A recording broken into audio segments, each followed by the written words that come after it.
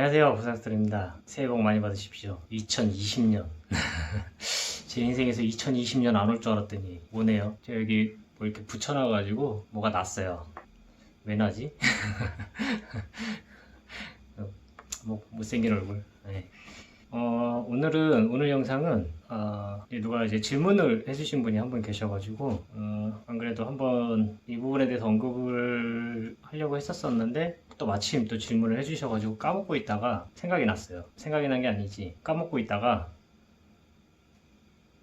아무튼 그 교통사고의 그 규모와, 그러니까 차량이 파손이 많이 된 사고인데 다치는 건 덜 다쳤어요. 많이 안 다쳤어요. 그러니까 사고의 규모와 합의금이 연관이 있느냐, 이런 질문을 하신 분이 계셨는데 그거에 대한 얘기를 좀 한번 해보려고 해요. 그래서 교통사고가 발생을 해서 이제 굉장히 여러 가지 상황들이 있죠. 사고가 굉장히 뭐 큰 사고는 아니었는데 굉장히 심하게 다치시는 분들이 있어요. 그리고 사고가 굉장히 큰데 적게 다치시는 분, 적게. 아니, 많이 안 다치시는 분들. 그러니까 뭐 거의 뭐 차는 완전히 뭐 말 그대로 박살이 났는데 멀쩡히 딱 걸어 나오시는 거죠. 그리고 이제 딱히 다친 데가 없어요. 그냥 우리 일반적인 통증 정도 살짝 느끼시는 정도? 그러신 분들도 있고, 또 어떤 분들 같은 경우는 큰 사고가 아니었었어요. 경미한 사고인데 되게 의외로 여기저기 많이 통증을 호소하시고 치료기간도 길어지시는 분들도 계시고, 이제 이런 분들이 이렇게 계시는데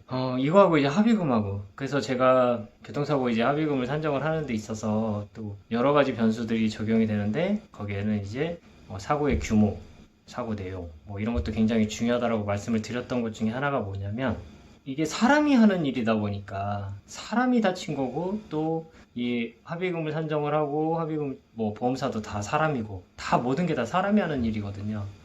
만약에 컴퓨터가 이 일을 했다라고 한다면 그 뭐죠? 그 바둑, 이세돌 바둑 그 뒀던 그 컴퓨터 이름이 뭐지? 그 인공지능, 알파고. 예를 들어서 알파고가 이 교통사고 합의금을 산정을 한다, 그러면 아마 난리가 날 거예요. 왜냐면 그냥 딱 너 이만큼 다쳤어? 합의금 얼마? 아마 이렇게 나올 거예요. 너 통원치료 몇 번 받았어? 합의금 얼마? 아마 이렇게 계산이 될 거예요. 근데 지금 대부분의 합의금이 그렇지가 않죠. 또 이제 합의가 되는 금액대, 이런 것들을 보면은 뭐 천차만별로 다 달라요. 뭐 여기에는 뭐 담당자의 성향도 있을 거고, 그 다음에 환자가 어느 정도 치료를 받았는지에 따라서도 달라지고, 또 사고의 규모와 내용 뭐 이런 것까지 다 종합적으로 판단을 하다 보니까 다 사람이 하는 일이고, 그러다 보니까 굉장히 객관적이지가 못한 부분도 사실이에요. 사건이 진행이 되는 걸 이렇게 보면은 사고가 굉장히 경미했어요. 근데 여기저기 많이 다치고, 사고의 내용에 비해서 뭐 3주 진단, 뭐 추간판 탈출 진단 나와서 막 4주 진단, 막 그 이상까지도 진단이 나오는 경우도 있어요. 근데 그렇게 된다 하더라도 보험사에서는 그렇게까지 다칠 내용의 사고가 아니었었다. 또 가해 운전자도 아니 그런 내용의 사고가 아니다, 그냥 반반만 살짝 기스가 난 건데 어떻게 저렇게 다칠 수가 있느냐, 이런 반발을 하겠죠. 합의금도 잘 지급이 안 돼요. 말이 많은 거죠, 말 그대로. 보험사도 말이 많고, 가해 운전자도 말이 많고, 의사도 좀 그런 눈으로 보게 될 거고. 그러니까 실질적으로 이 피해자는 자기는 이 사고로 인해서 이렇게 다친 게 맞는데 억울한 부분이 있을 수밖에 없어요. 근데 합의는 잘 안 돼요. 합의는 반대로 사고가 굉장히 규모가 컸어요. 막 차가 막 폐차가 될 정도로 막 난리가 나고, 그런 사고가 있었는데 또 의외로 되게 멀쩡하신 분들이 있어요. 이런 분들 같은 경우는 합의금을 뭐 지급 기준 이상의 300만원, 뭐 400만원을 얘기하든 쉽게 또 지급이 되는 경우가 많아요. 그래서 원칙적으로 따진다고 한다면 진단에 따른 뭐 부상, 거기에 대한 뭐 이런 합의금이 산정이 되는 게 원칙적으로는 맞지만, 그런다 하더라도 이제 사고의 규모가 클수록 쉽게 높은 금액의 합의금이 지급이 되고 있고, 사고의 규모가 작은 경우에는 그렇지 않다라는 거. 이렇게 될 수밖에 없는 이유 중에 하나가 또 뭐냐면, 사고 규모가 엄청 커요. 근데 많이 다치진 않았어요. 하지만 누가 봐도 저 사람은 진짜 안 죽은 게 다행이다, 이럴 정도의 사고라는 말이죠, 사고 자체가. 그러면 당연히 보험사에서도, 그리고 피해자도 보상 심리가 더 커질 수밖에 없죠.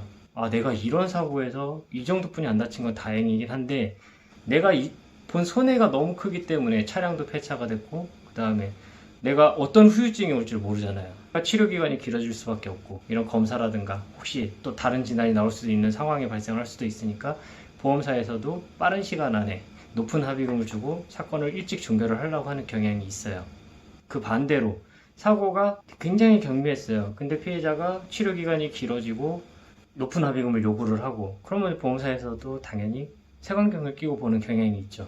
어디를 다쳤는데 그 합의금을 왜 줘야 되는 건데, 이렇게 나올 수가 있다라는 거죠. 이런 것들을 좀 감안을 하셔가지고 적절한 합의금으로 조절을 해서 원만하게 합의를 진행을 하시는 게 가장 좋은 방법이라고 생각을 합니다. 그래서 뭐 사회적으로 많은 문제들을 야기시키는 대부분의 사건들이 경미한 사고들이에요. 경미한 사고들.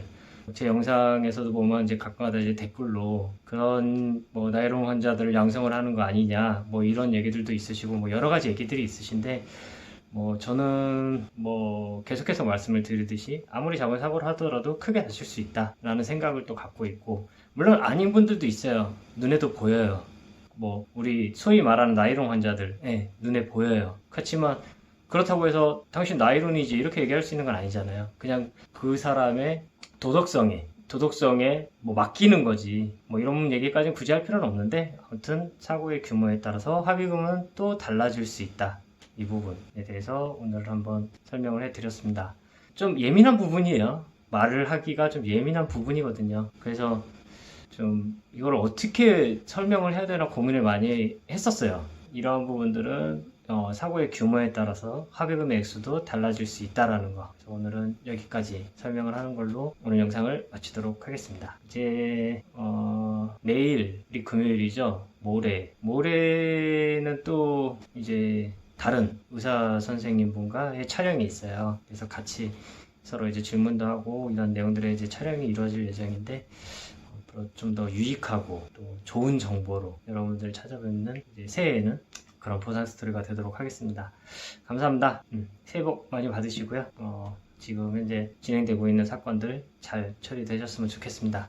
감사합니다.